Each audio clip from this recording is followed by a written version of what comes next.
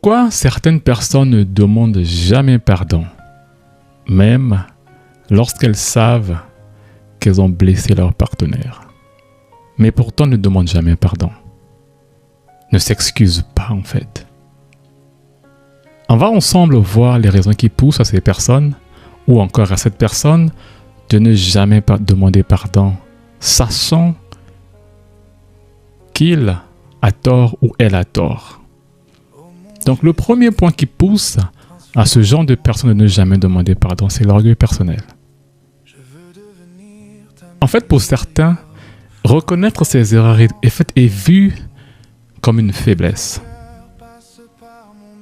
est vu comme une humiliation. Assumer ses erreurs, c'est en fait se rabaisser, mais tellement que ce dernier ou cette dernière a un orgueil tellement élevé, ne veulent pas demander pardon. Et ce genre de personnes voient demander pardon, c'est comme si perdre leur autorité ou leur valeur.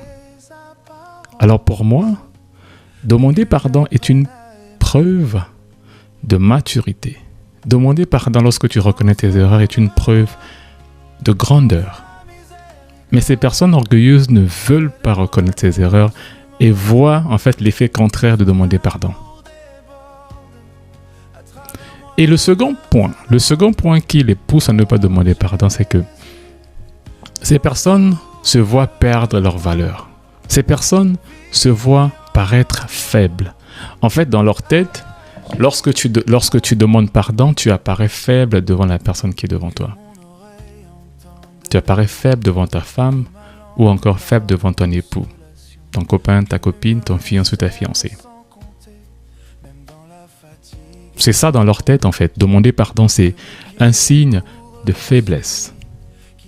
Et elles préfèrent garder une image d'une personne forte. Donc ces personnes préfèrent garder une image d'une personne robuste, forte, solide, toujours en fait, qui ne recule jamais devant quelque chose. C'est ça dans leur tête.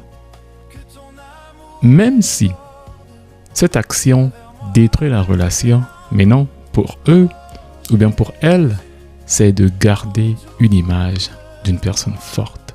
Combien bien même que cette action détruit la relation. Nous devons savoir une chose. Une relation ne se construit pas sur la fierté. Une relation ne se construit pas en faisant croire à l'autre qu'on est fort. Non. Une relation se construit sur l'humilité, le respect et une bonne communication. C'est dans ça que se construit une relation saine. Pas en prouvant à l'autre qu'on est fort, qu'on ne recule devant rien. Lorsqu'on dit que c'est A, c'est A. Bien que tu sais que tu as blessé l'autre, mais tu veux... En fait, tu ne veux pas demander pardon. C'est ça qui détruit une relation. Ça détruit une relation. Le troisième point, c'est que certaines personnes reproduisent ce qu'elles ont vécu. On va prendre un exemple d'un enfant qui a vécu dans une famille où papa ne demandait jamais pardon.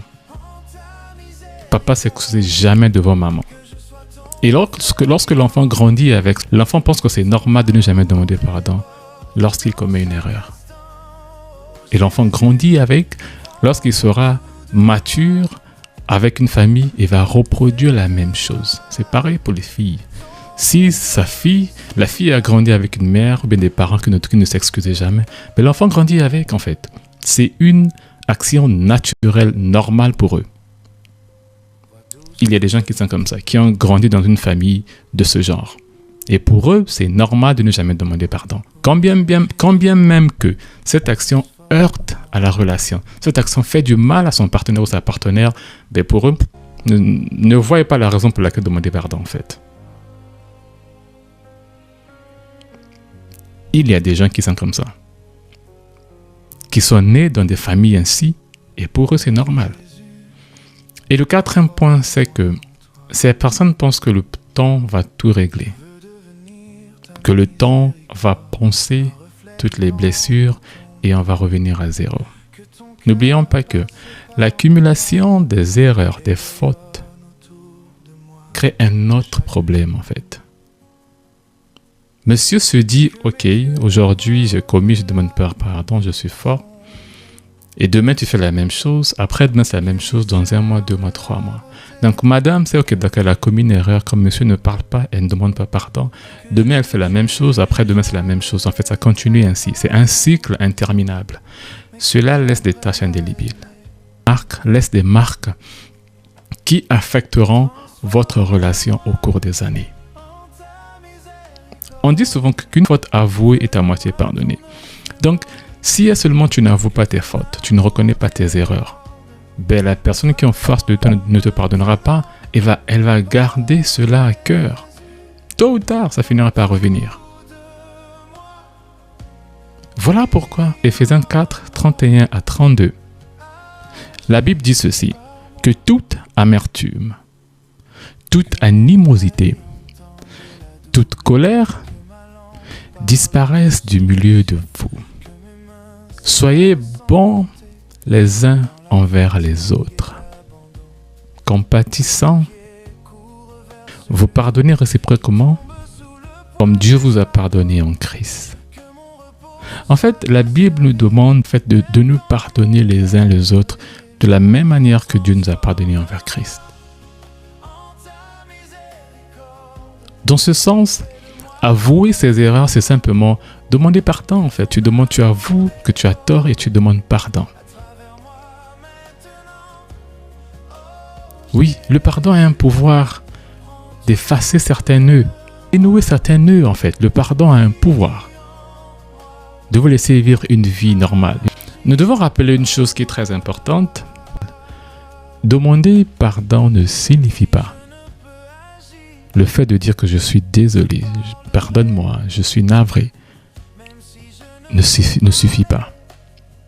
Il faut également prouver qu'on est réellement désolé. Il faut prouver qu'on est sincère. En fait, que tu demandes pardon sincèrement par des actes. Par des actes. Et par dire pardon du bout des lèvres et après demain tu reprends le même cercle. Non. Lorsque tu demandes pardon, détourne-toi de cette voie, de cette façon de faire et faire autrement. Prouve réellement que tu pars, en fait que tu es désolé pour que celui qui est en face de toi te pardonne aussi facilement. Parce que le travail, lorsque tu demandes pardon, le travail se tourne de l'autre côté, celui qui est en face. Cette personne doit avoir la capacité de te pardonner. Alors, facilite la tâche à la personne de te pardonner. Tout en commettant des actes qui favorisent le pardon. C'est dans la même lancée que la Bible nous dit dans le livre de Luc 3 au verset 8. Produisez donc des fruits dignes de repentance. La Bible nous dit de produire des fruits dignes d'une repentance. C'est juste avoir des actions, avoir des actes qui favorisent le pardon, qui encouragent le pardon. Transforme-moi.